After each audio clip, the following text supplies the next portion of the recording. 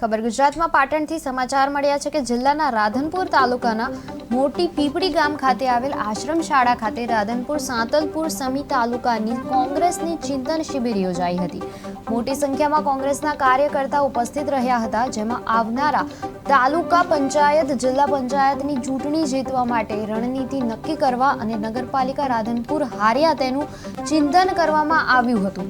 એની સાથે જ રાધનપુર સાંતલપુર સમી વિસ્તારના કેટલાક પ્રાણ પ્રશ્નો સામે અવાજ ઉઠાવી લોકોની સમસ્યામાં ભાગીદાર બનવા લોકોને મદદ કરવા માટે આહવાન કરવામાં આવ્યું હતું। કોઈ સ્ટેજ નતો, સ્ટેજ ઉપર કોઈ પણ આગેવાન નતો।